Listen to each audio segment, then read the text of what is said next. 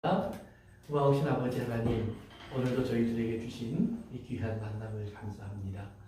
이 만남 속에서 오늘도 저희들 주의 말씀을 나눕니다. 주님의 말씀이 우리의 귀에 그리고 우리의 마음에 들려지고 새겨지는 귀한 역사가 있길 원합니다. 무엇보다 이것이 또한 우리의 삶 속에서 우리의 순종 속에 그리고 즐거운 감사 속에 또 다 지켜지는 귀한 역사가 일어나게 하여 주옵소서. 아버지 하나님, 이 말씀을 통해 우리에게 믿음을 더하시고 우리에게 치료를 더하시고 새로움을 더하시고 또 우리가 무엇보다도 죄와 세상의 악에 대하여 우리가 구분할 줄 알게 하시고 그리고 피할 줄 알게 하시고 또 담대하게 쓸 줄 알도록 도와주시옵소서. 부족한 종 주님의 도구 되어서 오직 주의 진리만 전할 수 있도록 성령님 사용하여 주옵소서. 예수님의 이름으로 기도합니다. 아멘. 우리 요한계시록 19장 오늘 1절부터 10절까지 목격 또 맞아 하지 않은 부분들 또 맞아 마치는 그런 시간을 갖겠습니다. 그래서 오늘 요한계시록 19장 1절부터 10절까지 우리 한 번 더 읽겠습니다. 제가 한 절, 여러분 한 절 공독합니다. 이 일 후에 내가 들으니 하늘에 허다한 무리의 큰 음성 같은 것이 있어 이르되 할렐루야, 구원과 영광과 능력이 우리 하나님께 있도다. 그의 심판은 참되고 의로우시라. 음행으로 땅을 더럽게 하는 큰 음녀를 심판하사 자기 종들의 피를 그 음녀의 손에 갚으셨도다. 두 번째로 할렐루야 하니 그 연기가 세해토록 올라가더라. 또 24장로와 네 생물이 엎드려 보좌에 앉으신 하나님께 경배하여 이르되 아멘 할렐루야 하니 보좌에서 음성이 나서 이르시되 하나님의 종들 곧 그를 경외하는 너희들아, 작은 자나 큰 자나 다 우리 하나님께 찬송하라 하더라. 또 내가 들으니 허다한 무리의 음성과도 같고 많은 물소리와도 같고 큰 우레소리와도 같은 소리로 이르되 할렐루야, 주 우리 하나님 곧 전정하신 이가 통치하시도다. 우리가 즐거워하고 크게 기뻐하며 그에게 영광을 돌리되 어린 양의 혼인 기약이 이르렀고 그의 아내가 자신을 준비하였으므로 그의 위에 빛나고 깨끗한 세마포 옷을 입도록 허락하셨으니 이 세마포 옷은 성도들의 옳은 행실이로다 하더라. 천사가 내게 말하기를 기록하라.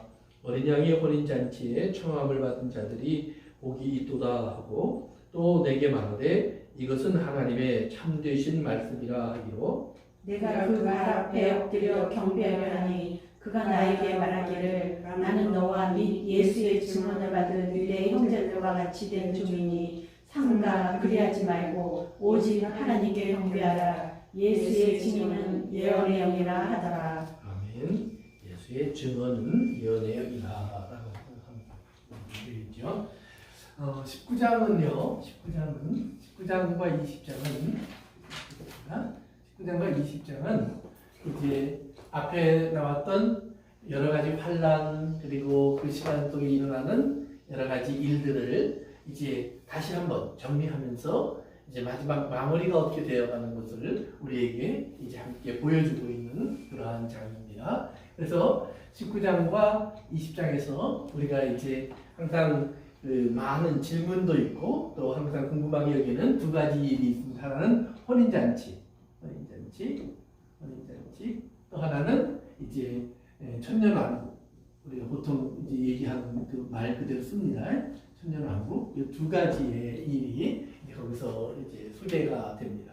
그리고 이제 21장, 22장으로 가면서 이제 요한계시록이 마무리되어지는 그리고 생활과 새 땅이 등장하는 그런 모습들을 저희들이 이제 보게 됩니다.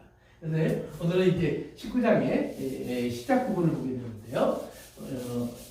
19장의 시작 부분을 보시면 19장은 크게 두 부분으로 되어 있습니다. 여기 보시면 그래서 1절부터 10절까지 그 다음에 11절부터 마지막 절까지 이제 몇 절까지가 마지막이죠? 여기 한 다음에 21절까지요. 그러면 21절까지 그렇게 크게 두 분 나눠져 있는데요. 1장부터 10장까지는 여러분 두 군데 봅시다. 1절 한번 보세요. 시작. 이 예, 거기까지요. 그 다음에 6절 보세요. 또 내가 들으니 예, 거기까지요. 그러니까 여기 계속 반복되는 게 뭐냐면, 그렇죠. I heard. 내가 들었다. 이 말이 계속 반복돼요. 그 다음에 11절로 갑니다. 11절. 시작. 또 내가 하늘의 열쇠를 보니 그 다음에 17절. 또 내가 보니 그래요. 19절. 또 내가 보니 그렇죠. 계속해서 I saw. 내가 봤다라는 말이에요. 그러니까 크게 두 부분으로 나누어져서 앞에는 내가 들은 이야기를 기록한 겁니다. 그 다음에 뒤에는 내가 본 것을 기록한 것입니다. 그래서 본 것과 들은 것. 그러면 이 보다 본 것과 들은 것이 뭐냐? 그것이 예언의 하나님 말씀을 기록하는 모든 사람들이 기본적으로 하나님 말씀을 받는 방법이에요. 하나님 말씀을 받을 때 항상 보았다 또는 들었다. 이 두 가지로 하나님 보여주세요. 그래서 이제 여러분 구약이든 신약이든 하나님 말씀을 이렇게 기록한 사람들이 쓸 때 보면 그들이 내가 하나님의 음성을 들었다. 또는 하나님의 뜻을, 하나님의 나에게 무엇을 보여주셨다. 이런 이야기를 많이 씁니다. 그래서 우리가 이제 본 것은 우리가 다음 시간에 이제 우리가 이야기할 겁니다. 그래서 본 것은 다음 시간에 얘기하고요. 오늘은 내가 들었다라는 걸 얘기하는데 들었다는 것이 두 부분으로 나눠집니다. 1절부터 5절까지, 1절부터 5절까지는 이제 큰 음료. 음료가 누구죠? 도시의 이름은 그렇죠. 바벨론의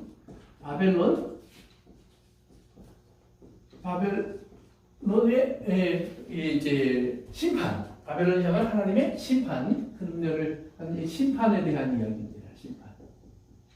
그 다음에 6절부터 10절까지는 뭐죠?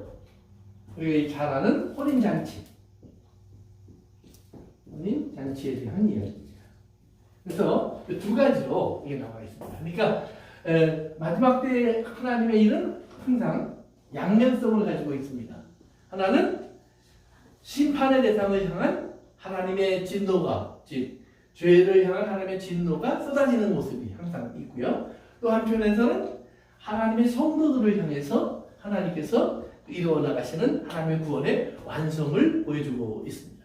그래서 우리가 이제 18장에서도 보면 이제 그 바벨론이 무너진 장면이 쭉 나오면서 우리가 9절부터 보면 왕들이 또는 상인들이 또는 이제 배를 타고 다니는 모든 선객과 선장들이 바벨론이 무너지는 걸 보면서 애통하는 모습이 나와요. 애통하는 모습. 그러니까 마치 그 죽음을 보고 자기가 사랑하는 자식 또는 사랑하는 자의 죽음을 보고 탄식하고 통곡하는 것처럼 죽음의 노래가 쭉 나와요. 망했구나 이런 이야기가 나오는 거예요. 그런데 20절에서 뭐라고 그랬냐면 성도들에게 너희는 찬양하라 그랬단 말이에요. 그러면 왜 찬양하냐? 저놈들이 당하는 게 싸서 상한 찬양하냐? 아니란 말이에요. 뭐예요? 우리가 혼인잔치에 하나님의 혼인잔치에 들어가서 만나게 되는 그 즐거움을 보고 너희는 찬양하라. 이제 그렇게 되어 있다 이 말이에요. 그러니까 그러면 이 심판을 향해서 우리가 생각해봐야 될 것이 있어요. 물론 동시에 그러면 심판은 하나님의 사랑에서 왜 이것이 어떻게 하나님의 사랑과 함께 설 수 있는가 이 말이에요. 심판과 하나님의 사랑. 그런데 이제 한번 말씀드린 것 같은데 하나님의 사랑에는 뭐가 있냐면 의로운 부분이 있어요. 그러니까 하나님은 진리를 기뻐해요. 불의를 기뻐하지 않아요. 그러니까 불의를 기뻐하지 않기 때문에 하나님의 사랑의 하나님이 계실 때 그 자리에 불의는 존재할 수가 없어요. 진리가 아닌 것도 존재할 수가 없어요. 그러니까 자연스럽게 하나님 앞에서 불의와 모든 진리가 아닌 것은 멀어져야 돼요. 그리고 그 멀어지는 것들이 갈 수 있는 곳은 유일하게 뭐예요? 지옥밖에 없다 이 말이에요. 하나님의 마지막 모든 것을 정결하게 하는 곳. 그러니까 지옥은 어떤 곳이냐면 불이 계속 타는 곳이에요. 근데 불은 하나님의 불은 무슨 불이었죠? 소멸하는 불, 그렇죠? 소멸하는 불. 뭘 소멸하죠? 죄를. 그러니까 지옥에서 계속 불이 있다라고 하는 말은 뭐냐면 그 지옥에 있는 모든 악의 존재들은 계속해서 불에 타면서 사라져가는 것이 아니라 죄가 소멸되는 거예요. 그러니까 하나님의 나라에 천국이 있고 지옥이 있어요. 그러면 그 지옥에서 그러면 어느 정도 탄 다음에 다시 그들이 나와야 될 것 같이 생각된단 말이에요. 그건 연옥이에요. 천주교에서 말하는 연옥은 그런 거예요. 그러니까 어느 정도 탄 다음에 그러면 그만큼 죄값을 치렀으니까 다시 나오면 돼. 그러니까 어떤 분은 그런 말을 해요. 진짜 연옥이 있으면 난 죄 짓고 살래. 차라리. 그러다가 가서 뭐 그게 언제가 됐든 끝이 있으니까 나와서 내가 천국 가면 되는 거니까. 이런 식의 그 말을 하는 분의 얘기를 들은 적이 있는데, 그러나 우리가 생각하셔야 돼. 그 지옥에서는 그들의 죄가 영원히 소멸되는 과정이에요. 영원히. 그러니까 1년 동안만, 2년 동안만, 10년 동안만 이게 아니에요. 그들은 죄 자체예요. 그렇기 때문에 죄가 더 이상 죄로서요 사람을 유혹한다든지 세상을 더럽힌다든지 하나님의 모든 창조를 파괴한다든지 하는 활동을 할 수 없도록 구분되어서 그 죄가 영원히 소멸되기 위해서 계속 타는 거예요. 그러니까 그것이 드러나지 못하고, 그러니까 지금은 보면 죄가 역사하죠. 죄가 일하죠. 죄가 나타나죠. 근데 더 이상 그런 것이 없이 그들이 죄는 하나님 앞에서 고통과 고난, 절망 속에 갇혀 있을 수밖에 없는 그것을 체험하면서 거기서 영원히 머무르는 그런 장소가 지옥이라 이 말이에요. 대신 천국은 어떤 곳이냐? 이제는 죄의 모든 유혹이나 이런 것으로부터 완전히 자유로워진 사람들이 하나님의 은혜 가운데에서 이제는 하나님을 찬송하며 하나님이 맡겨주신 삶 속에서 그들의 삶을 영위해 나가는 것. 그러니까 그 안에서는 끊임없는 찬송과 감사와 기쁨이 가득한 것. 그것이 그렇다고 해서 똑같은 것이 혼인잔치가 그냥 매일 있어. 매일같이 그냥 똑같은 예를 들면 내가 누굴 만나게 기뻤는데 매일 그 사람만 쳐다보고 있어. 이건 기쁨이 아니에요. 그렇죠. 뭔가 역동적인 것이 있을 거예요. 그러니까 천국이 여러분이 가서 생각할 때 이제는 아무것도 안 하고 그냥 놀고 먹고 막 이럴 것 같아. 그렇지 않을지 몰라요. 그러니까 찬양만 한다고 네. 생각하면 그것도 예. 고통이 아니잖아. 그렇죠. 네. 목이 터져나갈 것 같고. 그러니까 찬양도 뭐예요? 찬양하는 사람의 삶의 모습을 가리키는 거예요. 단순히 노래한다라고 하는 개념도 있겠지만, 그러나 노래하고 찬양하기 위한 그 사람의 어떤 삶의 모습. 저 사람은 그렇게 저 사람은 몸으로 찬양하는 거예요. 온 삶으로 찬양하는 그런 것들이 이제 찬양. 이제 그런 찬양들이 보이겠죠. 그래서 그런 것을 말해줍니다. 그러면 이제 1절부터 우리 한번 좀 자세하게 살펴보겠습니다. 우리 1절부터 한번 읽을까요? 시작. 이를 내가 들으니 하늘에 오다한 무리의 큰 음성 같은 것이 있어 이르되 할렐루야 구원과 영광과 능력이 우리 하나님께 있도다. 그래요. 하나님을 찬양하는데 세 가지예요. 구원, 영광, 능력. 그러면 구원을 찬양한다 그랬을 때 이 구원은 뭘까요? 십자가에 돌아가신 우리를 예수님의 보혈을 믿는 사람. 아멘. 아멘. 그래. 그 앞에서도 그런 노래 나와서 그게 있었죠. 그 14만 4천 명밖에 부를 수 없는 노래. 또는 유리바닷가에 서서 부르는 사람들의 노래. 그것을 어린 양의 노래 또는 모세의 노래 이렇게 표현을 했어요. 그러니까 어린 양 예수 그리스도를 통한 하나님의 구원을 우리가 경험한 사람들만이 부를 수 있는 노래가 있어요. 그러니까 구원이라는 건 바로 그거예요. 즉, 나 스스로를 건질 수 없는 것을 아는 우리들을 건져주신 하나님의 은혜를 구원이라고 부르는 거예요. 그러니까 우리는 그래서 그 구원은 우리가 사람이 스스로를 구원할 수 없는 것을 우리가 인정하고 깨닫고, 역시 구원을 하는 건 하나님께서 이렇게 있구나. 그러니까 하나님께서 한 그 구원을 우리에게 주신 것을 경험하면서 우리는 하나님 앞에 구원을 찬송할 수 있게 돼요. 즉, 구원이 하나님께 있지만 하나님이 우리에게 주셨기 때문에 구원을 찬양하는 거예요. 그러니까 내가 하나님께 있으면 부러웠죠. 하나님 참 좋겠다. 이러고 하는 거예요. 근데 하나님은 나에게 주셨기 때문에 혹시 내 것이 됐다 이 말이에요. 그랬으니까 그것을 우리가 이제 반응으로 찬양하는 거예요. 두 번째는 영광을 찬양한다고 했어요. 영광은 뭘 얘기할까요? 하나님이 하신 일이 우리 인간으로서는 할 수 없는 일이기 때문에 첫째는 아멘. 그렇고 네. 제사 가운데서 진리 가운데 인도해 주신 때때로 경험하기 때문에 영광을 돌려드립니다. 아멘. 우리 요한복음 17장으로 가보세요. 지금 집사님 얘기하신 얘기 기억하면서요. 요한복음 17장 예수님의 마지막 기도예요. 예수님의 마지막 기도예요. 우리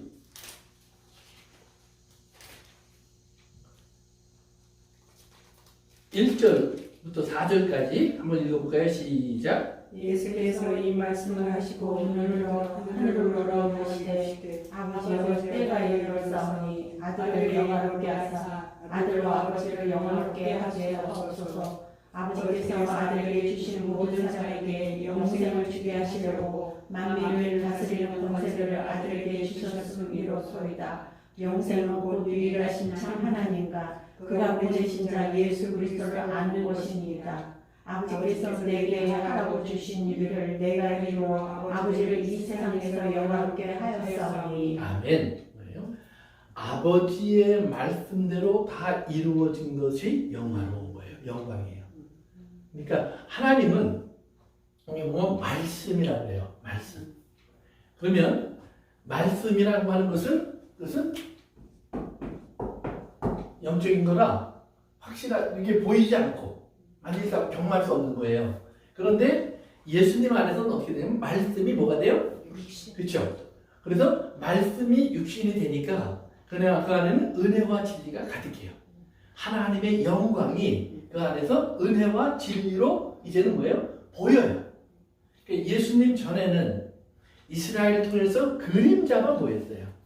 그런데 예수님 안에서는 완전하게 보여요. 그러면 완전하게 보이는 예수님 안에서 우리가 볼 수 있는 하나님은 어떤 하나님이냐? 사람의 형상을 가진 하나님. 사람의 형상을 가진 하나님. 그래서 사람의 삶 속에서 예수 그리스도라고 하는 육체가 되신 하나님의 삶 속에서 하나님의 말씀이 십자가까지 이루어지는 거예요. 그리고 그 십자가에서 그 다음에 뭐예요? 부활로 완성돼요. 그리고 하나님께서 부활하신 예수님을 하늘로 데리고 올라가셔서 하나님의 보좌 우편에 앉으시면서 예수님은 모든 것 위에 계시는 만왕의 왕, 만유의 주가 되시는 과정을 우리가 뭐라 그러냐면 이것이 영화롭게 된 과정이라고 해요. glorification, 영광스러운 자가 되셨다. 그래서 우리의 구원도 우리가 단순히 구원받는 끝나는 것이 아니라 구원받는 사람은 의로운 사람이고 의로운 사람은 거룩해지고 거룩한 사람은 영화스러운 사람이 돼요. 왜요? 하나님 말씀이 내게서도 완성되면, 그러니까 예수님이 육체로 계실 때 사람들은 그것을 하나님의 영광처럼 보지 않아요. 왜? 하나님의 영광 그러면 우리가 어떤 생각을 하냐면 내가 볼 수 없어. 눈부셔. 막 눈이 부셔서 선글라스를 끼워도 못 봐. 그 정도로 하나님은 영광스러운 분이에요. 그런데 예수님이 보니까 별것 아니에요. 뭐 잘난 것도 안 보이고 그렇게 멋져 보이지도 않고 세상에 어떤 요즘 말하는 유명한 배우나 어떤 가수들처럼 잘생긴 것도 아니고 피부가 뽀얀 것도 아니고 그렇다 이 말이에요. 그런데도 하나님께서 뭐라요? 계속해서 이 내 아들이야, 내 아들이야, 내 아들이야. 그리고 내가 너를 통해서 영광을 받았어, 영광을 받았어, 영광을 받았어 이런단 말이에요. 그리고 오히려 왕들이 자기가 멋진 옷을 입고 우리가 이제 여기서도 나오는 음녀의 이야기 나오지만 음녀가 뭐라고 그래요? 나는 과부가 아니야. 나는 여왕이야. 나는 풍요해. 나는 넉넉해. 막 황금 보석으로 난 둘러싸여 있어. 이러면서 막 자기를 자랑하잖아요. 그런 교만을 볼 때 하나님께서 웃으시리로다 그래요. 하나님 비웃으신다 이 말이에요. 그러면서 하나님이 불을 보내서 태워버리시고 바람을 보내서 날려버리시고 그리고 물을 보내서 쓸어가 버리신다 이 말이에요. 그런데 예수 그리스도의 삶 속에서는 하나님 볼 때는 아무것도 아닌 것 같은데 그 아무것도 아니라 사람이 지옥으로 또는 음부로 던져버렸다 이 말이에요. 그런데 하나님이 그를 다시 사망에서 생명으로 건져내버리셔요. 왜? 그를 버려둘 수가 없어요. 왜? 그건 하나님의 영광이니까. 그래서 영광으로 드러나게 하셔요. 그것이 부활의 몸이에요. 그래서 하나님의 보좌 우편에 앉히시는데 바로 그런 것을 말해요. 그러니까 우리의 삶 속에서도 오늘 세상적인 기준을 가지고 이 땅에 세상이 있는 동안에는 하나님의 사람들의 영광을 통해서 드러나는 하나님의 영광은 사람들이 볼 때는 그게 무슨 영광이야? 그렇게 보인다 이 말이에요. 그런데 이것을 믿음의 눈으로 보면 믿음은 뭐예요? 바라는 것들의 실상이요 보이지 않는 것의 증거예요. 그래서 바울이 이야기하는 것처럼 이제 나를 위하여 기다리고 있는 것이 있어. 준비된 하나님의 상이 있어. 그것은 멸관이에요. 내가 그 나라를 바라보고 있어. 그리고 그때가 되면 요한은 뭐라고 그랬냐면 우리도 예수님과 같이 변화될 거야. 영광스러운 몸으로. 그러니까 그것을 영광이라고 해요. 그러니까 하나님 말씀이 다 이루어지는 것. 그래서 그 이루어짐으로 인하여 나타나는 하나님의 완전한 모습이 영광이에요. 그러니까 이제 지금 요한계시록을 보면서 우리가 쭉 보면서 보면 많은 일들이 있는데 우리 간단하게 정리하면 하나님의 사람은 죽도록 고생하는구나. 지금까지 온 내용 속에서 우리가 솔직히 얘기하면 그런 거예요. 하나님의 사람들은 죽도록 고생을 해. 그리고 막 그 짐승과 그를 따르는 자들이 왕노릇하고 있어요. 하나님의 사람들을 죽이기도 하고 괴롭히기도 하고, 그리고 광야로 내쫓고 막 거기서 어려움을 겪고 있는데 먹고 마시고 취하고 놀고 부리고 그리고 꾸미고 산다 이 말이에요. 그런데 하나님의 말씀이 그것이 완성된 단계가 아니었다는 말이에요. 그래서 이제 요한계시록에서 완성으로 들어가서 마지막에 하나님의 대접까지 다 부어버리고 나시니까 하나님의 대접이 쏟아지는 곳 속에서 모든 것이 불탈 것은 불타고 물에 잠길 것은 잠기고 또 죽을 것은 죽고 던져질 것은 던져지는 이런 정리가 다 이루어진다 이 말이에요. 그런데 그 정리가 다 이루어지고 있는데 딱 나타나는 것이 있어요. 아름답게. 누가 아름답게 나타날까요? 그렇죠? 하나님의 성도들이 예수 그리스도의 신부의 모습으로 아름답게 등장한다. 그 이야기를 지금 하고 있는 거예요. 그래서 영광은 하나님의 말씀이 다 이루어지는 영광이에요. 그러니까 지금 우리 삶 속에서 그래서 이 땅에서 우리가 볼 때 하나님의 사람들이 좀 당하고 있는 어떤 힘들고 어려운 것, 아까도 이제 오면서 십자가 얘기 잠깐 했지만 내가 죽어야만 하는 십자가. 사람들이 볼 때 그것은 공평하지 않은 것처럼 보이는 그 십자가. 그런데 그 십자가가 영광인 것을 누구는 아느냐? 십자가를 지는 사람은 아는 거예요. 예수님은 그걸 아는 거예요. 바울도 그걸 알아요. 그러면 오늘 우리도 내가 정말 십자가를 지려면 그걸 알아야 되는 거예요. 그걸 알아요. 그래서 그 라오디게아 교회에 대한 이야기를 할 때 여기 보면 그들은 뭐라고 그랬냐면 먹고 마시고 입고가 다 풍요로우니까 이게 하나님 나라지 이랬어요. 그때 하나님 뭐라 그러면 너 잘 봐. 제대로 좀 봐. 너 사실은 뻘개 먹고 있어. 너는 지금 소경부 같은 사람이야. 네가 얼마나 헐벗고 굶주렸는 줄 아니? 육체적인 것으로 만족하면 안 된다는 말이에요. 영적인 부분을 반드시 봐야 된다는 말이에요. 예수님 사람들은. 그래서 그 영적인 부분 속에서 십자가가 분명히 은혜인 걸 알지만 싫어요. 감당하지 않기가 안 돼. 그리고 감당하지 않게 되니까 우리 뭐라 하냐면 능력 주시지 않으신 하나님 문제지 이건 내 문제가 아니야. 그리고 내려놓는다 이 말이에요. 그런데 십자가를 친 사람들의 이야기를 보면 그들은 그것을 위해서 기도했더라. 그리고 하나님 앞에 기도하고 하나님이 능력 주신 것을 믿고 지고 한 발 걸어보는 거예요. 두 발 걸어보는 거예요. 예수님도 가다가 넘어지셨어요. 그리고 어느 순간에는 더 이상 발걸음을 옮길 수 없게 되니까 누구예요? 저기 구브로스 사람의 시몬에게 십자가로 져서 대신 지고 올라가게 하고 예수님은 십자가 안 지고 올라갔어요. 그렇다고 해서 구브로가 십자가 진 건 아니에요. 예수님이 십자가를 지는 거예요. 왜? 그 형벌 받는 자는 예수님이니까. 그래서 우리가 그런 믿음이에요. 누군가 옆에서 도와줄 수 있어요. 함께 갈 수도 있어요. 그러나 우리가 하는 것은 있어요. 그 십자가는 내가 져야지. 그래서 자기 십자가를 지고 그랬을 때 자기 십자가라고 하는 것은 사실은 예수님의 십자가를 예수 그리스도의 마음을 갖는 사람이 예수 그리스도가 들어와 있는 사람이 예수 그리스도의 지체가 되어서 지고 가면 그 십자가예요. 그래서 원래 여러분 기억하시면 됩니다. 영광이 그런 거예요. 그 다음에 마지막 뭐였죠? 능력. 파워. 그러니까 우리가 그 전까지의 능력은 뭐였냐면 시험을 이기는 능력이에요. 이기는 능력은 뭐예요? 인내하는 능력이에요. 오래 참는 능력이에요. 그런데 이제 여기까지 와 보니까 그 능력 속에서 우리는 또 뭘 보냐면 그 기다리고 오래 참다 보니까 하나님께서 우리에게 보여주시는 이제 승리도 경험하게 하시는 능력이에요. 그러니까 지금 우리에게 뭔가 부족한 많은 부분들 나 같으면 내가 하나님이 해줬을 일을 하나님은 안 하신 일들이 우리 삶에 많이 있다는 말이에요. 그런 많은 일들 속에서 우리는 계속 기도하면서 하나님 나에게 그것을 주세요 주세요로 계속 기도해야 돼요. 그 기도 포기하시면 안 돼요. 계속 기도하셔야 돼요.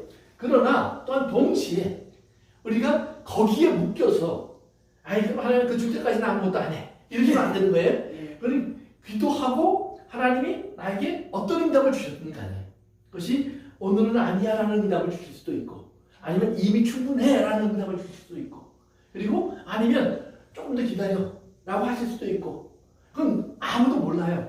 또 이미 내가 너에게 줬어, 이미 치료를 줬어, 이렇게 얘기하실 수도 있어요. 그럼 어떤 응답이 내게 있든지 간에 대신 하나님이 나에게 호흡하게 하시고, 걷게 하시고, 뛰게 하시고, 보게 하시고, 일하게 하시는 무언가를 충분히 감당할 수 있는 능력을 주신 것을 믿으시고, 오늘 내 인생 속에서 나에게 주어진 짐을 감당할 수 있도록. 그래서 그런 능력을 내게 주신 하나님을 바라보다가 마지막에 뭐냐면 온 세상을 심판하신 하나님을 보면서, 그래, 맞아, 이게 하나님의 진짜 능력이지. 그러니까 그전까지는 그러면 그 능력은 내 안에만 있었어요. 근데 이제는 그 하나님의 능력이 이 세상으로 드러나는 거예요. 그러니까 세상은 이 능력이 드러나기 전까지는 하나님을 두려워하지 않았어요. 오히려 하나님의 막 진노가 쏟아지는데도 세상은 하나님을 원망했어요. 마지막까지. 그런데 지옥에 던져지고 나서는 원망하지 못해요. 오늘 잘 아셔야 돼요. 그러니까 바벨론 성이 무너지는데 18장에 보면 바벨론 성이 무너지니까 사람들이 아이고 하나님을 내가 몰랐구나 이러지 않아요. 하나님을 더 비방하더라. 하나님을 더 원망해요. 이게 하나님이야? 계속 이 소리 나온다 이 말이에요. 그러니까 참 세상은 웃기는 거예요. 지금 여전히 우리가 들어보면 세상에서 좀 잘났다고 하는 사람들이 얼마나 많이 하나님을 비방하고 있는지 몰라요. 그리고 또 이 땅에 여러 가지 육체적인 일들을 원하는 사람들은 하나님을 계속 비방해요. 그런데 재미있는 것은 성도들은 반대로 감옥에도 던져지고 고통을 당하는데도 계속 하나님께 감사해요. 그 차이가 있다는 말이에요. 똑같은 자리인데 누구는 계시다면 아이고 이건 그런 하나님은 나 안 믿을래 이러는데, 우리는 뭐냐면 나에게 하나님께서 능력 주셔서 이것을 또 견디게 하시니 감사하구나, 이기게 하시니 감사하구나. 그 능력을 계속 감사하다가 어느 순간인가 온 세상을 하는 걸 보면서 이 세상도 부인할 수 없는 찬송이 들려진단 말이에요. 그래서 마지막 찬송은 오늘 1절에 보시면 다시 가보세요. 1절로 가보시면 하늘에 허다한 무리의 큰 음성 같은 것이 있어요. 5절로 가보세요. 5절 다시 내려가셔서 5절로 가보세요. 아니 6절입니다. 미안합니다. 시작. 또 내가 들으니 허다한 우리의 음성과도 같고 맑은 물소리와도 같고 큰 우레소리와도 같고 같은 소리로 이르되 할렐루야 주 우리 하나님 곧 전능하신 이가 통치하시로다. 아멘. 이렇게 허다한 물이라고만 했다가 5절에 가니까 6절에 가니까 많은 물소리 또 큰 우레소리. 그러니까 온 세상에 들릴 수 있도록 가득 찬 소리예요. 하늘과 땅에 가득 찬 소리. 그러니까 우레는 뭐예요? 하늘에서 우르릉 가지만 땅에서 들리잖아요. 그러니까 그런 것처럼 온 세상을 가득 채운 하나님 만드신 모든 우주 만물 삼남 만상이 다 들을 수 있는 소리로 이제는 하나님을 찬양하는 소리가 또 퍼진다 이 말이에요. 왜? 누구도 거기에 반항할 수 없어요. 누구도 거기에 아니요 할 수 없어요. 그래, 이거는 진짜 하나님이셔.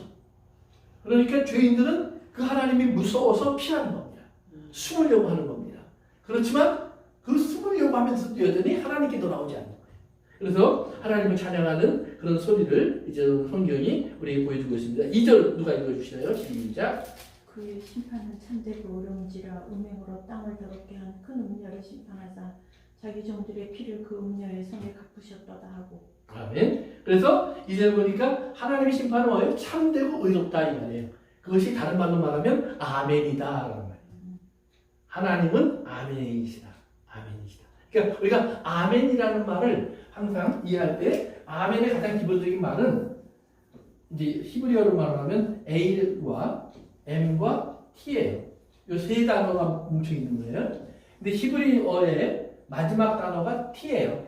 그래서 우리가 성경에 보면 알파와 그렇지? 알파와 오메가 그러잖아요. 오메가 T가 오메가예요. 히브리어에서는. 그다음에 알레프라고 그러는데 A가 이제 알파예요. 그러니까 히라보는 그리스 말로는 알파와 오메가, 히브리 말로는 A와 T예요. 그런데 M은 뭐냐? 가운데 있는 숫자예요. 가운데 있는 그 스펠링이에요. 알파벳이. 그러니까 처음부터 끝까지. 그러면서 중간을 다 포함하는 거예요. 그런데 요 A를 빼면 요 A, 그래서 아멘트가 요게 되면 요게 진리인데 진리에서 요것이 이제 파생되는 단어가 아멘이에요.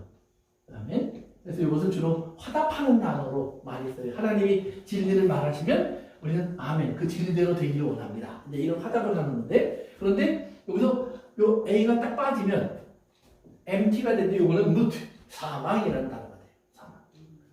그러니까 하나님, A는 주로 이제 하나님과 많이 생각하거든요.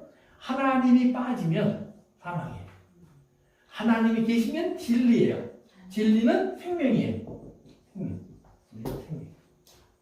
이렇게 이걸 우리가 잘 기억하시면 동의되는 거예요. 그러니까 오늘 보니까 하나님의 심판은 참되고 의롭다.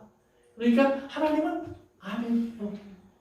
그러니까 하나님이 하시는 모든 일은 공평하다 이 말이에요.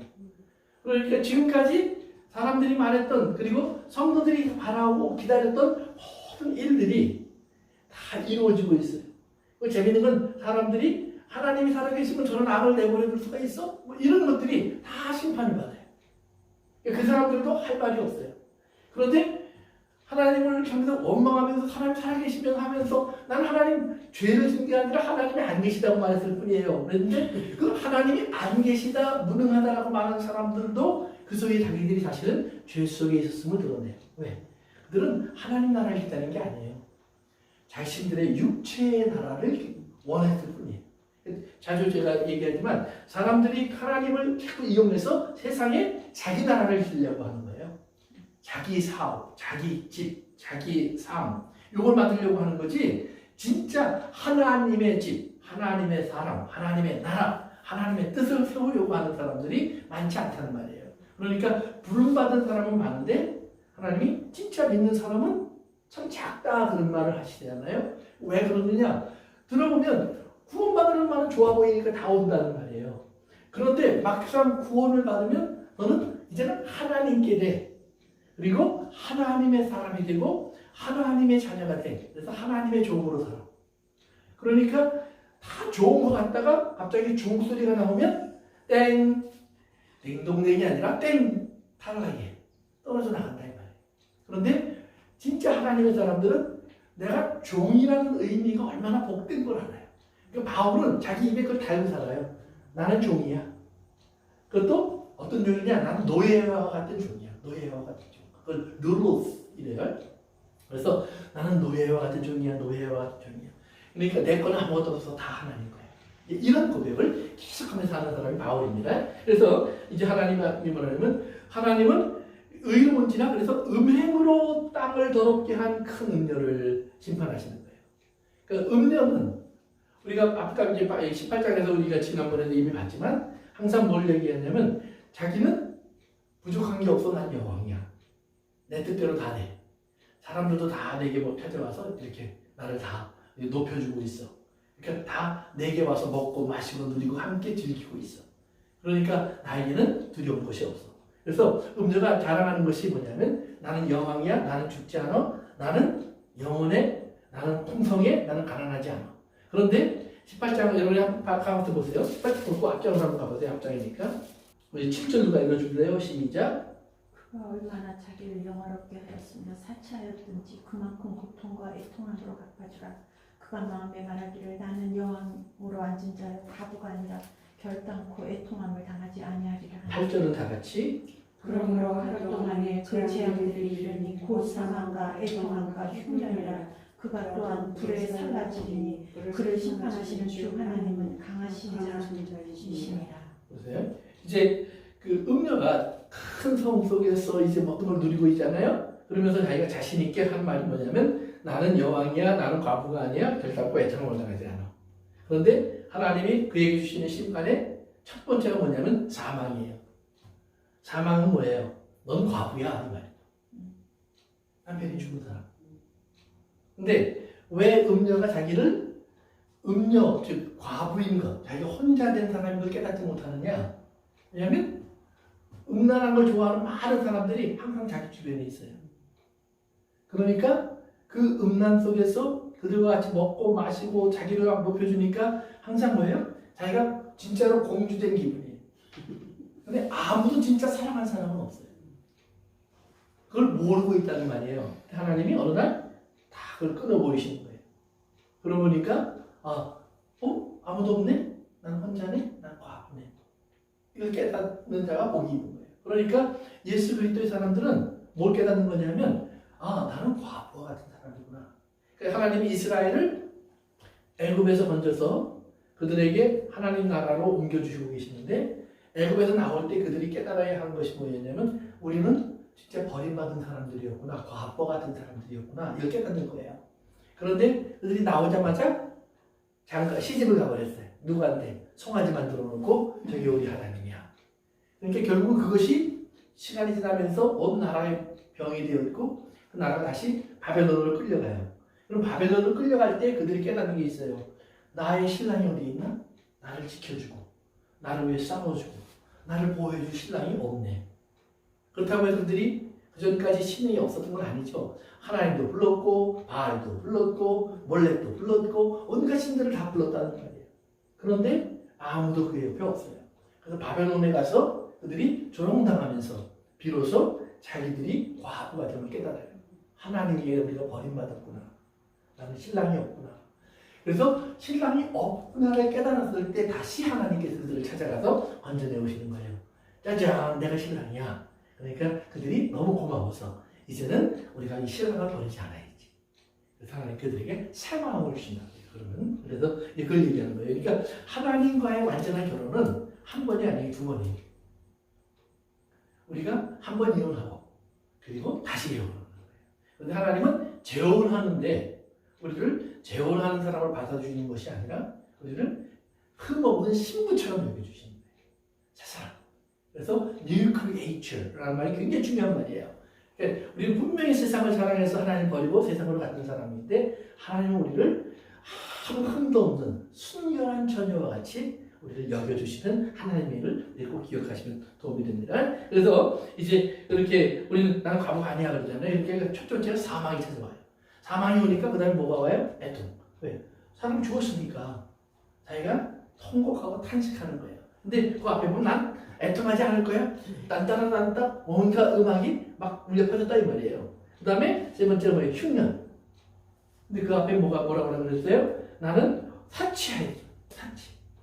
치부했어요. 온갖 부여가 다 있었다 이 말이에요.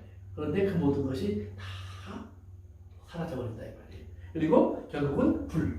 마지막 영원한 불에 던져지는 그 모습이 나와요. 그러니까 꺼지지 않는 곳에 있을 것, 사라지지 않고 무너지지 않는 곳에 있을 줄 알았는데 다 무너지는 그 모습을 보여주시는 거예요. 그래서 하나님께서 그렇게 갚아주시는 거예요. 그런데 그것이 뭐냐? 땅을 더럽게 했으니까. 그러니까 하나님이 그 주신 율법에 보면 땅을 피로 더럽히면 땅이 반드시 우리를 토해낸다고 그랬어요. 그러니까 지금 보세요. 우리가 온 세상을 보면 지금 우크라이나 같은 전쟁도 마찬가지고 미국도 마찬가지예요. 이 땅에 얼마나 많은 죄 없는 사람들의 피가 뿌려져 있는지 몰라요. 그런데 그 뿌려져 있는 이 땅에서 우리는 뭐라고 하냐면 여기가 복받은 땅이야. 그런데 아니에요. 가인이 아벨을 죽였어요. 그러니까 아벨의 피가 하나님 호소한다고 그랬거든요. 그리고 가인에게 하나님 뭐라 하냐면 네가 이제는 땅에서 너한테 열매 안 줄 거야. 너는 이 땅에서 계속 유리하고 방황하는 사람이 될 거야. 그런데 가인이 하나님이 유리하고 방황한다고 그랬는데 집을 딱 졌어요. 그리고 성을 크게 쌓고 그리고 땅에서 너 안 줄 거야. 그랬더니 아니 무슨 소리입니까? 그랬더니 기계도 만들고 막 이렇게 해갖고 아주 풍요로운 삶을 만들어요. 그러니까 가인이 착각하는 거예요, 사람들이. 왜냐면 하나님이 그렇게 얘기했는데 난 잘 살고 잘 먹고 잘 지내잖아. 그런데 하나님은 어느 날 다 쓸어가고 그것이 그들에게 진짜 양식이 되지 못하고 그것이 그들에게 진짜 부유가 되지 못해요. 다 뭐예요? 허상이에요. 눈에 보이는 것들이었어요. 그렇지만 그것이 영원한지 알았다는 말이에요. 그러니까 그걸 잊어버리는 건 안 되는 거예요. 그러니까 오늘 우리도 똑같아요. 우리의 삶 속에 하나님 없이 얼마든지 많은 사람들이 부유하고 풍요로운 것 같은데 그들의 삶 속에 진짜 하나님 말씀이 뿌려져서 싹이 나서 자라는 것이 없다 이 말이에요.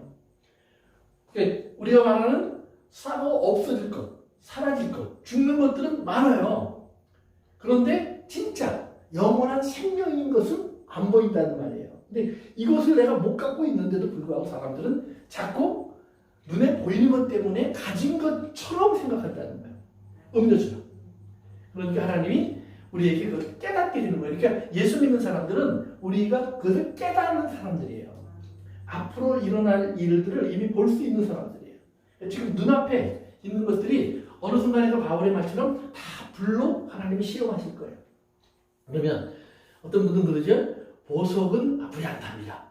이 땅에 있는 건 다 타요. 다 무너져요. 다 사라져요. 그러니까 결국 내가 육체로 만들어 놓은 모든 것은 아무것도 남지 않는다는 것을 우리가 인정하는 거예요. 그리고 나면 성경이 말하면 예수 그리스도로 어디 보라 그래요. 예수 그리스도로. 주님께서 입혀주신 것을 입는 거예요. 그래서 이제 땅을 더럽힌 사람, 땅을 더럽혔기 때문에 하나님께서는 그것을 심판하시는 거예요. 그래서 요한계시록 11장에 보시면 우리 이렇게 넘어갑시다. 요한계시록 11장 18절에 보시면 이런 말씀이 있어요. 이방들이 분노함에 주의 진노가 내려 죽은 자를 심판하시며 종 선지자들과 성도들과 또 작은 자든지 큰 자든지 주의 이름을 경외하는 자들에게 상 주시고 땅을 망하게 하는 자들은 멸망시키실 때로소이다 하더라. 이게 언제냐? 하나님 땅을 심판하시는 거예요. 그 얘기를 하는 거예요. 그러니까 땅을 멸망시키는 사람들이 있어요. 그러니까 지금 죄를 짓는 사람들, 이 땅에 피를 뿌리는 사람들은 어떻게 땅을 지금 망하게 하는 사람들이에요. 그런데 아까 얘기한 것처럼 가인처럼 그 사람들이 자꾸 집을 져요. 그 사람들이 자꾸 재산을 모아요. 그 사람들이 자꾸 권세를 쌓아가요. 그러니까 음녀가 말하는 그 말을 그들이 그대로 바라는 거예요. 그 말은 뭐예요? 음녀의 포도주를 먹고 같이 취한 사람들이에요. 똑같은 말을 해요. 그런데 하나님께서 음녀를 심판하듯이 반드시 그들을 심판합니다. 그러니까 두 가지로 하나님 하시는데 하나는 마지막 때에 이런 심판이 일어나요. 여기 말하는 것처럼. 또 하나는 역사 속에서 또는 개인의 삶 속에서 또는 이 시간 속에서도 계속해서 하나님이 그것을 경험할 수 있는 일들을 계속하세요. 그러니까 하나님이 보여주신 것 중에 하나가 뭐냐면 이스라엘 역사 속에서 우리가 이제 요한계시록 공부하면서 여러 번 살펴봤지만 큰 제국들이 일어났어요. 짐승들이. 그래서 바벨론, 바사, 그 다음에 헬라, 로마로 넘어오잖아요. 그런데 우리가 지금 알 수 있죠. 바벨론을 가서 보면 어떻게 있어요? 그렇죠. 황야에 무너진 성벽, 쓰러져 있는 기둥. 우리가 그런 거 보면서 뭐냐면 한때는 여기에 세계에서 가장 큰 멋진 화려한 궁궐이 세워져 있던 곳입니다. 그리고 기둥이 이렇게 재보면서 기둥의 높이가 20m나 됐습니다. 소바 지금 가면 사실은 폐허예요. 두 번째로 우리가 그 영광을 찾아서 다녀보면 이집트 같은 데는 어디서 다 찾아져요? 이집트 문화는 어디서 나와요? 땅속 어디요? 주로 무덤 속에서 나와요. 무덤 속에서. 다 무덤 찾아 다니는 거예요. 그러니까 다 죽어서 썩어서 가루가 된 사람들을 쫓아다니면서 보면 그 안에 있는 거예요. 그냥 우리가 말하는 그 뭐예요? 미이라. 겉으로 볼 때는 이렇게 하고 그냥 왕관도 이렇게 홀도 들고 있고 모자도 멋진 거 쓰고 있고 채색을 싹 해놓는데 그거 뚜껑 딱 열어보니까 그 안에 들어가 있는 바로는 썩어 묻어졌단 말이에요. 우리가 그런 것 속에서 찾아내는 거 있는데 하나님 그 속에 뭘 보여주냐면 제가 한때는 자기가 여왕이라고 그랬어요. 무너지지 않는다고 그랬어요. 근데 지금 어떻게 됐지? 하나님 우리에게 보여주시는 거예요. 그러니까 역사 속에서 하나님은 분명히 성경에 나와 있는 것처럼 짐승들의 죽음을 보여줬어요. 무너짐을 보여줬어요. 그리고 오늘 우리가 그것을 확인하러 가보면 폐허 속에 있는 걸 봐요. 무덤 속에 있는 걸 봐요. 그런데 우리는 또다시 내가 세우는 나라는 제국은 그렇지 않을 거라는 착각을 또 해요. 그렇지만 하나님의 사람들은 그걸 통해서 배워야 하는 거예요. 그리고 이 땅에 지혜로운 사람들을 통해서 경고를 받아야 하는 거예요. 그래서 이것을 지혜라고 얘기하는 것은 다른 게 아니에요. 하나님의 뜻을 깨닫는 거예요. 그래서 여러분들이 그런 하나님의 뜻을 깨달을 수 있기 바랍니다. 그래서 반드시 하나님은 갚으신다. 그런데 어떻게 갚으시냐? 더블 포션. 갑절로 갚으시는 하나님. 우리가 이미 봤으니까 넘어갑니다. 3절. 그러니까 두 번째로 할렐루야 하니 그 연기가 세트로 올라가더라. 그래서 여기 이제 할렐루야가 4번 나오는데 할렐루야라는 말의 뜻이 뭐라고 그랬죠? 하나님을 찬양하라. 할렐 찬양하라. 야 여호와를 찬양하라. 그런데 거기에 사실은 you라는 말이 들어가 있어요. praise you Lord. 그러니까 너는 하나님을 찬양하라. 너는. 그러니까 우리에게 주신 하나님 명령을 이렇게 기억하셔야 돼요. 그래서 하나님을 찬양할 수 있는 사람. 그거는 찬송가를 배워서 하는 찬양은 누구나 해요. 그러니까 뭐 세상의 유행가 중에서도 우리가 이제 한동안 한국에서도 사랑이라는 노래가 있었죠. 사랑은 언제나 오래 참고 유행가처럼 불렀지만 성경 말씀이에요. 그런데 대부분의 사람들은 그것을 인간적인 사랑으로 다시 해석해 나가요. 그러니까 그 안에 있는 하나님의 사랑을 만나지 못해요. 그뿐이 아니에요. 핸델의 할렐루야. 여기서 따온 테마거든요. 지금 이 부분에서 따온 테마를 가지고 할렐루야 그 위대한 그 뭐라 그러죠? 카타타가 아니고 뭐죠? 아무튼 있어요. 네, 갑자기 이름이 생각이 안 나네. 아무튼 굉장한 음악을 만들었어요.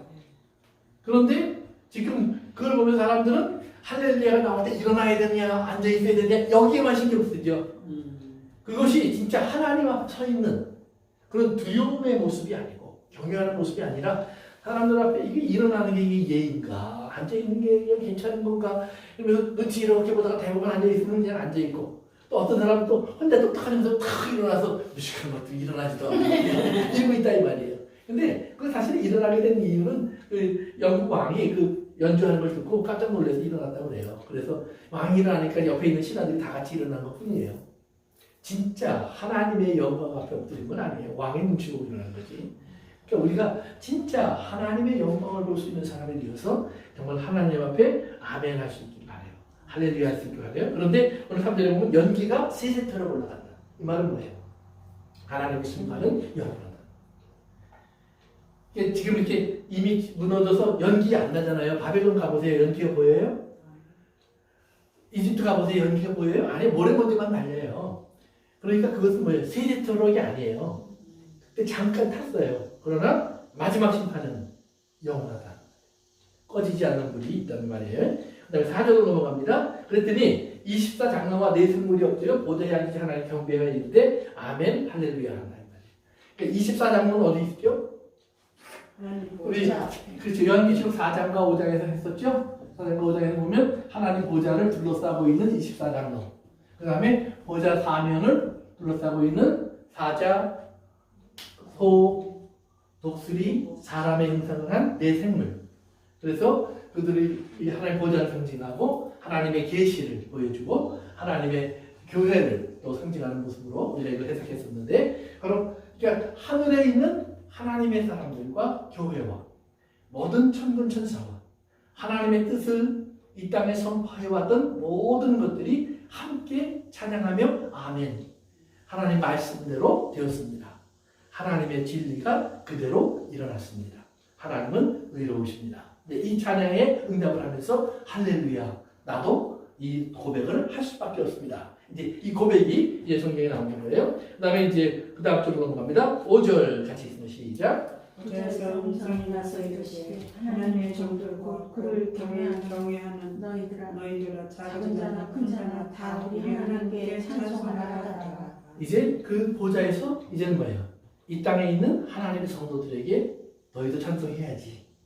너희도 찬송해야지. 그러니까 하늘의 찬송이 땅에 있는 모든 성도들에게 또 하나님의 사람들에게 그 시대를 지금도 싸우고 있는 하나님의 선한 일꾼들에게 너희도 찬송하라. 이제는 그 시간이 왔어.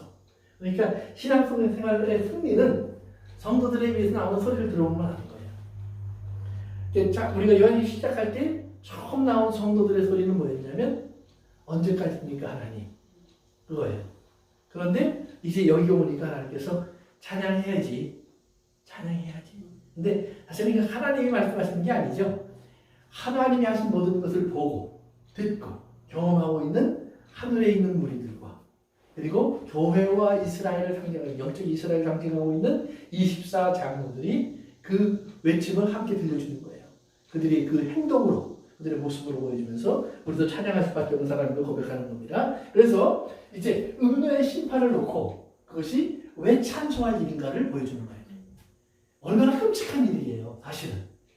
네? 그러나 이것을 성경은 돌려놓고 끔찍한 게 아니야. 하나님이 완성되고 있는 거야. 이 땅이 보지 못했던 하나님의 숨겨뒀던 부분, 사람들이 무시하고 조롱했던 하나님의 그 부분이 이제는 온전히 드러나고 있어. 그러려면 그 드러나시는 하나님의 모습 앞에 모두가 찬양하는 것이 옳은 거예요. 다 찬양해야 돼. 예외 없어.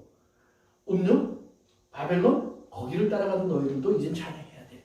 그렇게 얘기하는 거예요. 그리고 그들이 받는 심판을 그 밑에 보여주고 있어요. 나중에. 우리 그 다음에 6절로 들어갑니다. 시작. 또 내가 너희에게 허다한 우리의 음성과도 같고 많은 물소리와도 같고 큰 우리의 소리와도 같은 소리로 이르되 할렐루야 주 우리 하나님 곧 전능하시니가 통치하시도다. 아멘. 그러면서 이제 또 마지막 이제 할렐루야가 나옵니다. 그래서 마지막 할렐루야가 나오는데 뭐라고 하냐면 큰 소리, 우주 만물을 다 채우는 소리가 나면서 할렐루야 하면서 하나님이 통치하시도다. God reigns. 하나님 다스리고 계시다. 이것이 하나님의 나라의 기본 개념이에요. 하나님의 나라는 우리가 생각하는 이 땅에 있는 나라와 같은 개념이 아니에요. 하나님의 나라는 지금은 눈에 보이지 않는 나라예요. 그렇지만 분명히 아까 예수님 얘기한 것처럼 누군가의 삶 속에서 하나님의 나라는 그 사람의 마음과 생각을 지배하고 그리고 그로 하여금 하나님의 뜻에 복종하게 하므로 하나님께 복종하는 즉 하나님의 다스림을 받는 모습으로 이 땅에 나타나게 되어 있어요. 그곳에 하나님이 계세요. 반드시. 그러니까 요한은 뭐냐면 너희가 서로 사랑하면 거기에 하나님이 계시다 그래요. 모두 눈에 보이는 하나님이 아닌데 거기 하나님 계시다. 그래서 너희를 본 자는 하나님을 본 거야. 이 말이 통하는 겁니다. 두 번째 예수님은 하나님의 성령의 역사로 이 땅에 악한 영들, 귀신들을 쫓아내면 하나님의 나라가 너희 가운데 임하였느니라 그래요. 그러니까 악한 영들이 쫓겨난다는 말은 뭐예요? 거기에 악한 영들이 쫓겨난다는 얘기 뒤에 우리가 지난번에 잠깐 말씀드린 것처럼 귀신이 나갔는데 나가서 뭘 찾아다닌다고 그랬죠? 물 없는 데를 찾아다녀요. 그런데 못 찾으니까 자기 나갔던 데로 돌아와 보니까 청소가 잘 돼 있네. 옛날엔 그냥 막 엉망진창이니까 자기 한 사람 잘 자리도 제대로 없었는데 청소를 딱 해놓고 보니까 한 7, 8명 들어와도 돼. 7개를 더 데리고 들어와서 같이 살았다 이 말이에요. 그래서 망가졌다. 이제 이런 표현이 있죠. 근데 반대로 그것에 물이 차면 돼요. 물이 뭐예요? 그렇죠? 하나님의 생명의 생수가 솟아나오면 되는 거예요. 성령님이 임재해 계신다는 거예요. 그러니까 귀신이 쫓겨나갈 것에서 우리가 끝나면 안 돼요. 반드시 하나님의 성령으로 인해서 이제는 여기서 반석이 쪼개져서 물이 나와야 돼요. 뭐가 쪼개져서? 반석이. 그 반석이 누구예요? 네, 돌덩어리 같은 내 마음이 이제는 쪼개져서 주님의 생수가 나오는 생명수가 나오는 곳이 돼야 돼요. 그것이 그래서 생명수 나오는 부드러운 마음, 그 부드러운 마음을 하나님께서 우리에게 심어주신다고 했거든요. 그러니까 여러분들이 그 심어주신다고 했던 그 하나님의 말씀을 여러분 믿으면 마치 아브라함이 할례를 향하는 것처럼 여러분 스스로도 자기의 굳어진 마음에 나온 생각들을 어떻게 해야 돼요? 잘라내야 돼요. 그래서 바울은 사로잡아 생각, 하나님을 대적하여 높아지는 모든 생각과 이론들을 사로잡아 예수 그리스도로 끌고 와서 복종시킨다. 그걸 누가 잡아서 누가 끌고 가요? 나. 그러니까 여러분이 주님의 손이 되고 주님의 말이 되어서 끌고 와야 돼요. 그러니까 내가 생각이 이렇게 툭 튀어나온다고 그럴 때 주님의 생각이 아닌 것을 사로잡아서 주님 앞에 끌어다가 놔야 돼요. 그러니까 주님이 지금 어디 계세요? 좌우에 계세요? 여기 계세요? 내가 그러니까 이리로 나오면 돼요? 안 돼요? 이리로 나오는 건 내가 주님 앞에 갖다 놓는 게 아니에요. 내 입으로 나오면. 그러니까 그 말은 주님 앞으로 갖다 놓고 그러면 주님이 내 입에 담으시는 말씀이 있어요. 내 말이 내게 가까워 내 입에 있고 내 마음에 있다 하였으니. 그러니까 하나님 말씀은 멀리 있는 게 아니에요. 하나님 말씀은 멀리 있다고 말하는 사람은 예수님이 이 땅에 온 것을 부인하는 사람이라고 했어요. 또는 예수님이 부활하신 것을 부인하는 사람이라고 했어요. 예수님이 이 땅에 오셨고 부활하신 것을 믿는다면 하나님의 말씀은 가까이 있는 거예요. 그러니까 예수님이 하나님 말씀을 제자들에게 들려줄 때 하늘에서 하지 않았어요. 제자도 같이 있으면서 했어요. 죽어서 예수님 부활을 얘기하시는 게 아니에요. 부활하신 후에 제자들 만나서 하나님 나라를 이야기해 주셨어요. 그러니까 하나님 나라는 하나님 말씀은 가까이 있는 거예요. 그런데 요 가까이 있는 하나님 말씀을 우리가 참 멀리 있는 말씀, 보이지 않는 말씀, 들어도 기억나지 않는 말씀, 그런 말씀을 자꾸 띄워놓으면 안 된다 이 말이에요. 그래서 오늘 이 요한계시록 시작하면서 사도 요한에게 하나님 주신 말씀이 뭐예요? 읽고 듣고 순종하는 사람, 읽고 듣고 지키는 사람. 따라합시다. 읽고 듣고 지키고. 네, 그냥 씹고 뜯고 그게 아니라 뭐 개버린인가요? 그 약한 면이 아니라 읽고 듣고 지키면. 그러니까 이것이 끊임없는 훈련이 돼야 돼요. 사람들이 이제 말씀은 알겠는데 잘 안 돼요. 예수님이니까. 아니요, 예수님이 육체로 와서 지켰어요. 육체로 와서. 그러니까 그 말은 뭐냐면 너도 육체를 가졌지? 똑같은 조건이지? 그러면 너도 할 수 있어. 그러면 어떻게 했느냐? 예수님도 성령으로 도움을 받아가시면서 했어요. 그때 자기를 복종시켜 가시면서 했어요. 똑같은 방법을 쓰시면 돼요. 그런데 우리 그렇게 예수님만 하시는 거죠. 아니요. 예수님이 나보다 더 큰 일을 한다. 시작. 나보다 너는 더 큰 일을 하리라. 그러니까 나보다 너는 이러면 안 돼요. 예수님이 하는 거 얘기예요. 나한테. 예수님이 나보다 너는 더 큰 일을 하리라. 그러니까 우리가 예수님도 안 하신 일 같은 걸 나한테 하라고 하실 때 예수님이 결혼을 안 했으니까 시월드를 알까요? 모를까요? 몰라요. 뭐 처가와의 관계를 몰라요. 부부와의 관계를 몰라요. 부모 자식 관계를 몰라요. 그러니까 예수님 또 직장 생활도 안 하셨어. 참, 그러니 그걸 아실까 모를까 몰라요. 그러니까 그 사정 모르는 소리만 잔뜩 해놓은 것 같다 이 말이에요. 그런데 하나님의 말씀 속에서 예수님은 그것을 마치 다 아시는 것처럼 하라고 했어요. 우리는 하나님은 그걸 다 아시는 하나님께서 하신 말씀인 걸 깨닫고 우리가 그것을 받아들이면 되는 겁니다. 그래서 전능하신 이의 통치, 다스림 속에 들어가는 것이 하나님 나라라는 사실을 기억하시면 됩니다. 7절 시작. 우리가 즐거워하고 크게 기뻐하며 그에게 영광을 돌리되 어린아이의 혼인계약이 이르렀고 그의 아내가 자신을 죽이하였으므로 계속해서 읽으세요. 그에게 빛나고 깨끗한 세마 옷을 입도록 허락하셨으니 이 세마 옷을 성도들에게 오르는 행실에 받아라. 아멘. 거기까지. 이걸 이해하려면 이제 우리가 몇 가지 생각해야 되는 예를 들면 이런 거예요. 7절에 보니까 혼인 계약이 이르렀는데 준비된 건 뭐예요? 누가 준비됐어요? 어린 양에 뭐가 준비됐어요? 어린 양의 혼인 계약이 이제 왔어요. 어린 양이 장가갈 때가 됐다는 말이에요. 네? 그런데 누가 준비되어 있어요? 아직 결혼을 해야 하는데 아내가 준비돼야 돼요? 신부가 준비돼야 돼요? 신부가 준비돼야죠. 이게 다른 단어예요. 헬라어나 그리스어도 다른 단어예요. 그런데 아내라는 말을 썼단 말이에요. 그러니까 이게 참 이상한 거 아니에요? 어린 양의 신부가 준비되었다. 물론 다른 곳에 보면 신부라는 표현도 나와요. 그런데 그랬으면 참 좋겠는데 이미 결혼한 사람처럼 얘기했다는 거예요. 예. 그 이유는 뭘까요? 이건 우리가 이스라엘의 혼인 풍습을 알면 돼요. 이스라엘 혼인 풍습. 이스라엘은 혼인을 하는데 혼인 정년기가 되면 이제 양가의 부모가 만나서 혼인을 결정해요. 양가의 부모를 위해서. 그런데 혼인을 결정할 때 혼인 정년기가 참 중요해요. 그럼 몇 살이 정년기일까요? 여러분 생각해요. 24살. 16살. 그 시대에. 20살. 예. 지금 우리 문희자매님 되게 가까이 맞추신 거예요. 그 시대에는 한 16, 18. 남자. 여자는 12세, 13세, 14세. 그러게 되면 결혼의 정년기라고 여겼어요. 결혼 정년기. 그러니까 굉장히 일찍 갔어요. 그런데 결혼의 정년기가 되면 아버지들이 그냥 아무나 만나서 그냥 결혼합시다 이게 아니라 사실은 이스라엘 사람들이 다 함께 이렇게 어울리는 시간이 있어요. 이게 언제 어울리죠? 언제 어울릴까요? 이스라엘 사람들이 경상도 사람도 전라도 사람도 또 평양 사람도 한경도 사람도 다 서울에 같이 모여서 잔치하는 날들이 있어요. 6월절? 그렇죠. 6월절.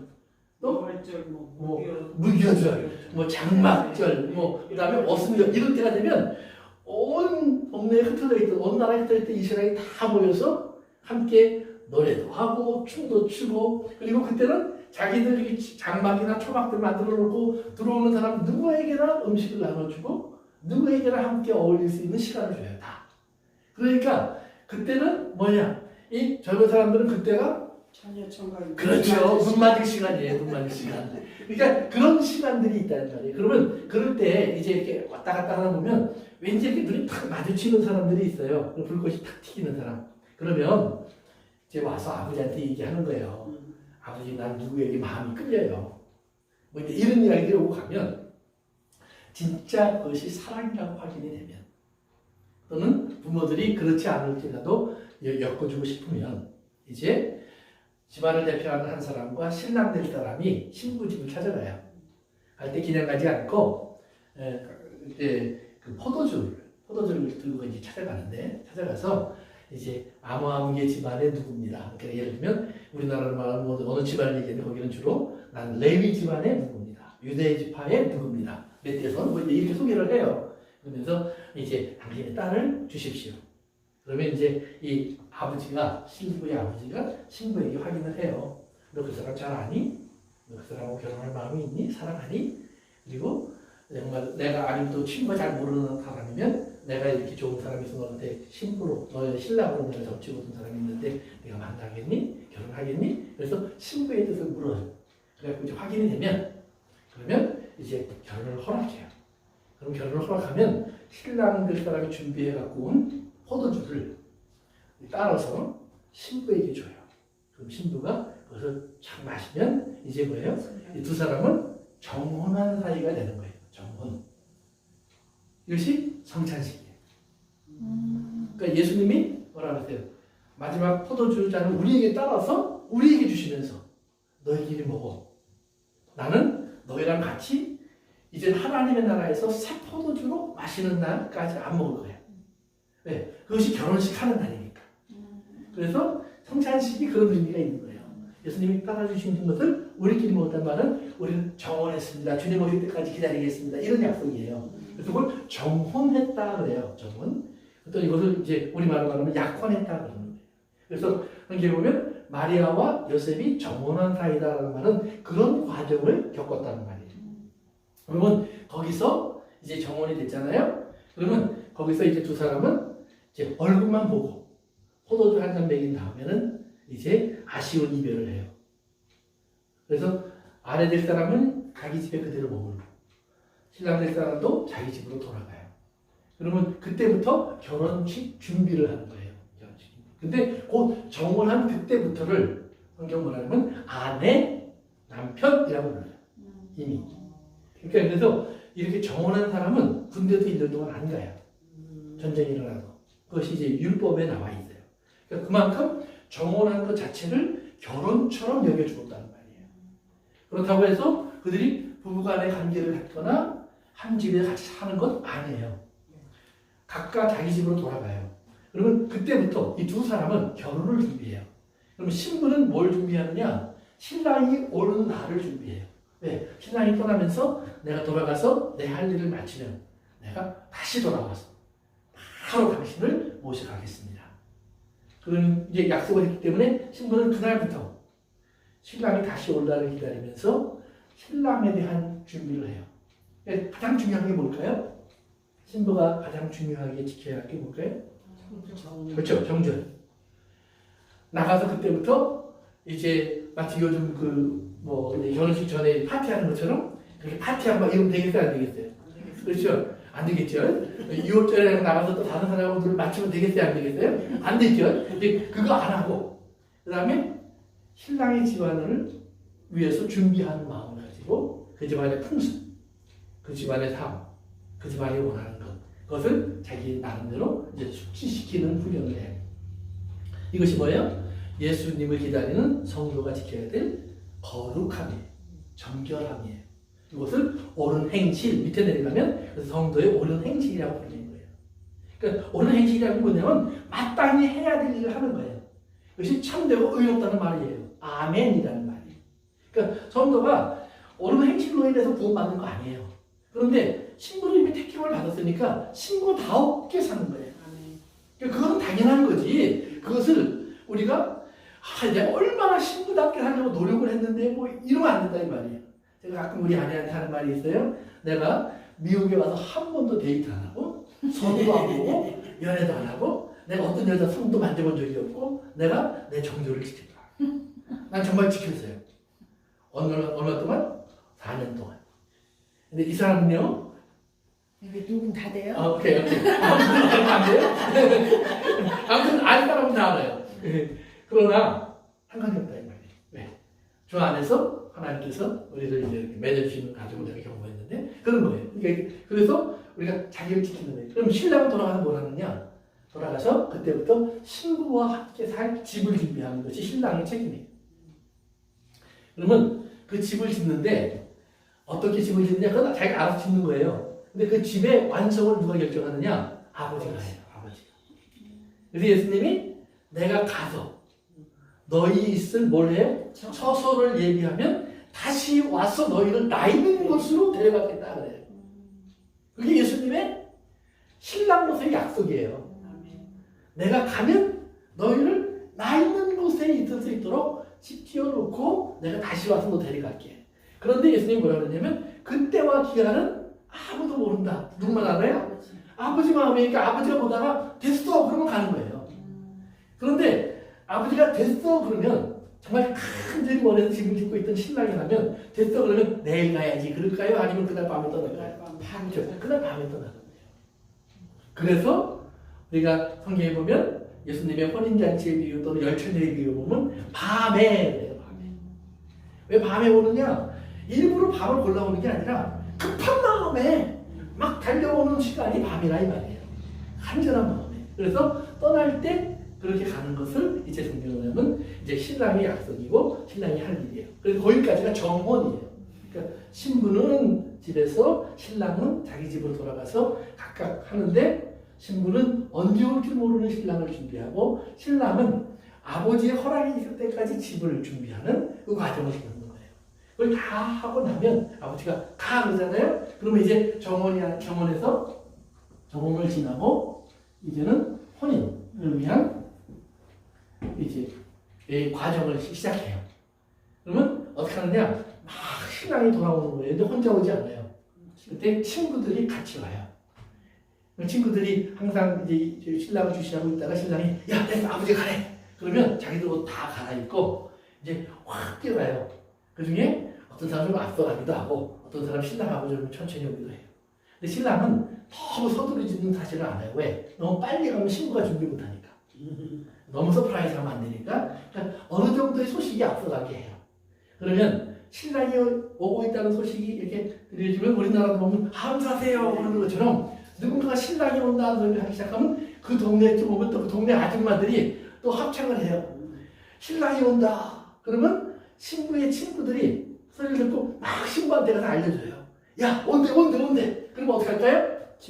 그렇죠. 얼른 들어가서 옷 갈아입고 목욕하고 준비해요. 그러면 신랑이 이제 그 집 앞에 도착을 하면 신부는 자기가 준비했던 등불을 밝히고 밤에 주로 오니까 등잔을 꼭 준비했다가 등불을 밝히고 그래서 지혜로운 천 비유가 거기 나오는 거예요. 등불을 밝히고 신랑이 올 것을 기다리고 있었음을 증명하는 거예요. 그것이 등불이 별거 아닌 것 같지만 그 증명이에요. 만약에 기름이 없어서 불을 못 켰다 그러면 그건 준비하고 있지 않았다는 사실이에요. 기다리지 않은 거예요. 기다리지 않았으면 신랑은 돌아가야죠. 그러니까 그런 거예요. 그래서 신부가 기다리고 있었음을 증명하는 것이 바로 뭐예요? 그러면 신부가 이제 그렇게 해서 이제 신랑을 마저 준비를 다 하고 이렇게 이제 신부를 맡게 되면 신부의 집에 들어와서 신랑과 신랑의 친구들은 다른 걸 하는 게 아니에요. 거기서 결혼식을 하는 게 아니라 신부를 가마에 태우고 신랑의 집으로 그 밤에 떠나요. 바로. 예, 바로 떠나요. 그냥 결혼식을 빨리 해야 되니까. 신부도 이미 준비되어서 같이 가는 거예요. 그래서 여러분들이 그 창세기 24장에서 가서 보시면 그거 찾아보지 맙시다. 시간이 안 되니까. 리브가 이야기가 있는데 그 이삭의 신부를 구하기 위해서 아브라함이 종을 보내니까 아브라함의 종이 리브가의 집으로 왔어요. 와서는 이제 리브가를 신부로 데려가겠다고 얘기를 하니까 삼촌이 리브가에게 물어봐야 된다. 그러니까 리브가에게 물어보니까 리브가가 예 가겠습니다 그래요. 그러니까 그다음에 라반이 뭐라면 자주 가라. 그러니까 이 종은 아닙니다. 당장 가야 됩니다. 왜? 기다리고 있으니까. 그러니까 아니 그런 법이 어디 있느냐. 그리고 신부한테 물어보니까 또 신부가 가겠다네요. 그러니까 그 밤에 보내요. 그래서 하나님이 너에게 큰 축복을 대적의 문을 얻게 하시고 자녀들을 많이 낳게 하시고 이런 축복의 말을 하고 보내요. 신부의 아버지도 그리고 보내는 거예요. 그러면 신랑은 사실 신부를 만나지는 못해요. 신부를 가마에 태우는 건 친구들이에요. 그리고는 친구들이 가마에 태우고 신랑의 집을 향해서 다시 돌아가요. 그러면 신랑의 집에 다 올 때쯤 되면 이제 신랑의 아버지는 그동안에 결혼식 준비를 다 마치고 친척들 다 불러서 집에 손님을 데려다 놓고 그 다음에 신랑이 온다는 소식이 들으면 대문을 확 열고 있다가 신랑이 오면 아가서 3장 6절에 나오는 노래를 해요. 아가서 3장 6절. 그럼 구약 성경 아가서 보면 이렇게 나와요. 몰약과 유향과 상인의 여러 가지 향품으로 향내 풍기며 연기 기둥처럼 거친 들에서 오는 자가 누군고. 그러면 이제 그럼 누구겠어요? 신부와 신랑이 지금 결혼식을 위해서 집으로 오고 있는 모습이 보이는 거예요. 그러면 아버지가 맞아들이면서 축복의 말을 하면서 맞아줘요. 아버지 축복을 하면서 이게 맞아주면 그러면 신부와 신부의 친구들은 준비된 방으로 들어가요. 그리고 신랑은 그날 밤 이제 연애를 시작해요. 그리고 그 다음 날이 되면 이제 그 다음 날 이제 적당한 시간에 신랑은 신부에게로 가요. 그러면 신부에게로 가면 신랑과 신부가 이제 서로에게 사랑을 고백하는 시간을 가져요.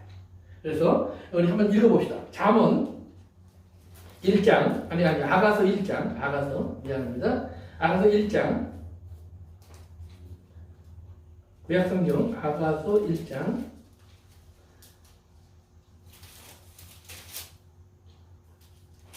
찾으셨어요? 네. 2절 3절 한번 누가 읽어볼까요? 2절부터 4절까지 시작. 내게 만지기를 원하니 내 사랑이 포도주보다 나음이로다. 내 기름이 향기로워 아름답고 내 이름이 쏟은 향기름 같으므로 처녀들이 너를 사랑하는구나. 왕이 나를 그의 나무로 이끌어 들이시니 너는 나를 인도하라. 우리가 너를 따라 달려가리라. 우리가 너로 말미암아 기뻐하며 즐거워하니 내 사랑이 포도주보다 더 진함이라. 처녀들이 너를 사랑함이 마땅하니라. 이게 신부의 사랑의 고백의 노래예요. 신부가 신랑을 보면서 이제 이 노래를 부르는 거예요. 그러면 신랑이 2장에 나오는 노래를 해요. 13절, 14절 제가 읽어드릴게요. 무화과 나무에는 푸른 열매가 익었고 포도나무는 꽃을 피워 향기를 토하는구나. 나의 사랑, 나의 어여쁜 자야, 일어나서 함께 가자. 바위 틈 낭떠러지 은밀한 곳에 있는 나의 비둘기야, 내가 내 얼굴을 보게 하라. 내 소리를 듣게 하라. 내 소리는 부드럽고 내 얼굴은 아름답구나. 아멘. 이렇게 목사님 고백하셨어요. 예, 아멘. 예. 신부의 사랑의 노래를 듣고 신랑이 화답을 해요. 신부는 어서 나를 데리고 가라. 신랑은 일어나라, 나와 같이 가자. 그리고 들어가서 그날 이제 합방을 해요. 그리고 그 다음날 아침 일어나서 이 신부는 순결한 신부였습니다. 나를 위해 기다려줬던 아름다운 신부였습니다라고 신랑이 찬양하는 거예요. 그것이 어린 양의 혼인잔치. 그러니까 어린 양의 혼인잔치는 땅에서 있는 게 아니에요. 하나님의 나라에서 이루어지고 있는 하늘에서의 사건이에요. 그러니까 이제 우리가 요 이스라엘의 결혼 제도를 이렇게 쭉 따라오면 지금 왜 여기서 오늘 본문에서 왜 실제는 아내라고 불렀는지를 알아야 돼요. 네. 아, 이미 정혼했기 때문에 아내구나. 그러니까 우리는 이미 예수님의 아내구나. 두 번째는 우리는 그 예수님의 다시 오심을 성찬식 때마다 그 포도주를 마시면서 주님이 나의 피라라고 말씀하신 그 포도주를 마시면서 곧 오실 거야. 곧 오실 거야. 이러면서 우리는 그 약속을 기억하는 거예요. 그래서 바울이 뭐라 그랬어요? 주님이 다시 오실 때까지 주님의 구원과 재림을 선포하고 기다리는 것이 성찬식의 기본 의미예요. 그리고 나서 예수님이 다시 오시는 나오는 본문에 있는 것처럼 예수님이 이 땅에서 이제 하나님의 심판을 이루시면서 동시에, 그러니까 땅에서는 심판이 이루어지면서 동시에 하늘에서는 지금 하나님의 사람들의 혼인잔치가 준비되어 버리는 거예요. 그러니까 우리는 땅 구경할 시간이 없어요, 사실은. 그냥 하늘 속에서 예수 그리스도 신랑 바라보더라고 정신이 하나도 없는 거예요. 그래서 그 신랑과 함께 신랑이 준비한 식탁에 들어앉아서 정말 그 아름답고 정말 즐거운 노래를 부르면서 그러면서 이 잔치에 참여하는 거예요. 그런데 이제 우리 다시 19장으로 갑시다. 요한계시록. 그래서 이제 어린 양의 혼인잔치가 준비됐다고 그랬어요. 그러면 아내는 자신을 준비하고 어린 양은 혼인잔치를 준비했는데 아내가 준비한 아내의 준비 속에 8절 같이 있습니다. 시작. 그의 명령하고 깨끗한 세마포 옷을 입도록 허락하셨으니 이 세마포 옷은 성도들의 모든 행실이라 하다. 아멘. 그런데 중요한 것이 하나 있어요. 그것이 뭐냐면 성도들의 옳은 행실로 만들어진 아름다운 옷을 누가 입혀줘요? 신랑이 신부에게 입혀주는 거예요. 즉 우리가 입고 있어야 될 아름다운 옷은 신랑이 입혀주는 거예요. 우리가 만들어 입는 게 아니에요. 신부 드레스는 신랑이 준비하는 거예요. 그런데 이 신랑이 이걸 준비해서 어디 가지고 있느냐? 하늘나라에 가지고 있어요. 그런데 지금 우리에게도 사실은 그 옷은 이미 우리의 삶 속에 입혀져 있는 것과 마찬가지예요.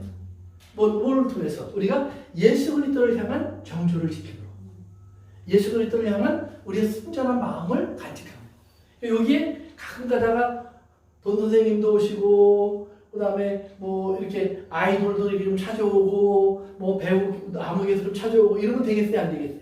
안 되겠죠? 그러다가 또 가끔 이상한 사람들 들어왔다 나왔다 그러면 안 된다 이 말이에요.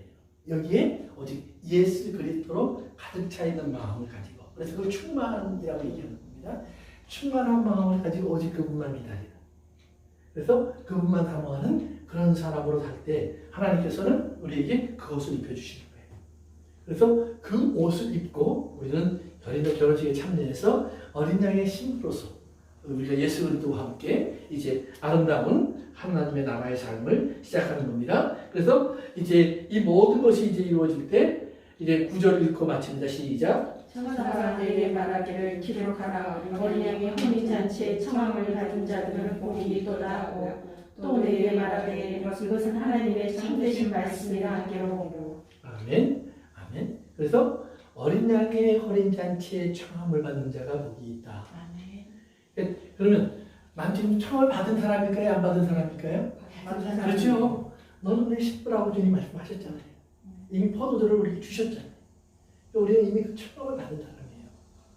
그러니까 우리가 못 받은 것처럼 주님 사랑을 못 받은 것처럼 헤매지 마요.